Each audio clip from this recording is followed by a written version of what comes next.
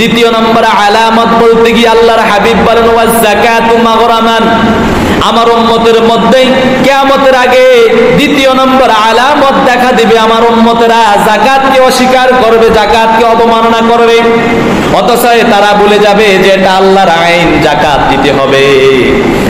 আল্লাহ রাব্বুল আলামিন বলেন যারা যাকাত দেয় না, কোন উদ্দেশ্যে দেয় না তোমরা জানো নাকি? তাদের সম্পদ কমে যাবে যাকাত দিলে। এই কথা যদি কারো ভিতরে থাকে, আল্লাহ রাব্বুল আলামিন বলছে ওই বান্দাটা ঈমানদার হতে পারে নাই। নাউযুবিল্লাহ।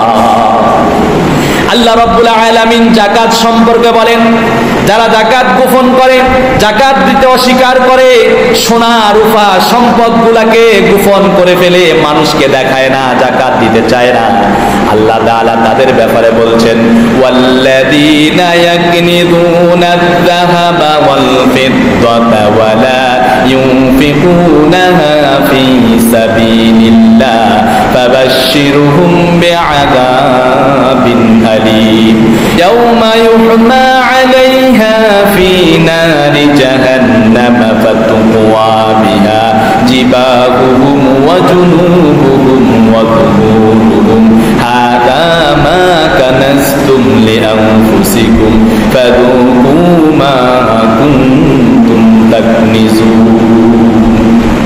আল্লাহ রাব্বুল আলামিন বলেন ও পৃথিবীবাসী শোনো, রব্বে কারীম তোমাদেরকে হুঁশিয়ার করে দিয়ে বলেন যারা স্বর্ণ রূপা টাকা পয়সা গোপন করে রেখে আল্লাহ রাব্বুল আলামিনের রাস্তায় ব্যয় করে না, যাকাত দেয় না, আল্লাহ রাব্বুল আলামিন নবীজির মাধ্যমে तमाम পৃথিবীর মানুষকে সাবধান করে দিয়ে বলছেন হে নবী আপনি বলুন, আপনার উম্মতদেরকে আপনি বলুন যারা যাকাতকে জরিমানা মনে করবে, যাকাত দেবে না, তাদের সম্পদগুলো লুকিয়ে রাখবে, আপনাদেরকে আপনি কঠিন শাস্তির সুসংবাদ দিন।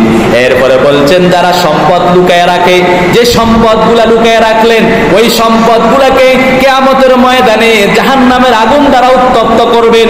এরপরে আপনার কুফারের মধ্যে, আপনার পেটের মধ্যে, আপনার বুকের মধ্যে, আপনার অঙ্গের ভিতরে এগুলা দিয়ে সেক দিবেন আর বলবেন বান্দারে তুমি যে সম্পদগুলা যাকাত ফাঁকি দিয়ে জমা করে রাখছিলা, আজকের এই সম্পদের উপহারটা তুমি সহ্য করো, এটা তুমি গ্রহণ করে নাও। নাউযুবিল্লাহ।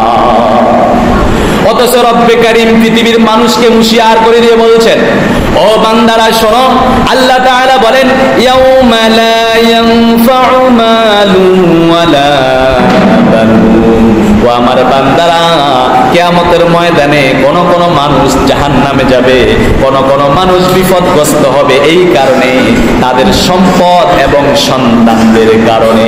নাউযুবিল্লাহ। অতএব যাকাত দেওয়া থেকে যদি আপনি নিজকে বিরত রাখেন, আপনার সম্পদগুলোকে আপনি গোপন করে রাখেন, কেউ কিন্তু দেখে না, আল্লাহ দেখেন, যে আল্লাহ দেখেন ওই আল্লাহ আপনাকে শাস্তি দিবেন বলে সংবাদ জানিয়ে দিলেন। এটা জানার পরেও যে মানুষগুলা সম্পদকে গচ্ছিত করবে, লুকিয়ে রাখবে, আল্লাহ রাব্বুল আলামিন বলছে ওই বান্দারা শুনে রেখো তোমরা জাহান্নামের শাস্তির জন্য প্রস্তুতি নাও। নাউযুবিল্লাহ। আল্লাহ রাব্বুল আলামিন আমাদের সকলকে যাকাতকে জরিমানা না মনে করে, যাকাতকে আল্লাহ রাব্বুল আলামিনের আইন মনে করে দেওয়ার তৌফিক দান করুক। সবাই বলেন আমিন।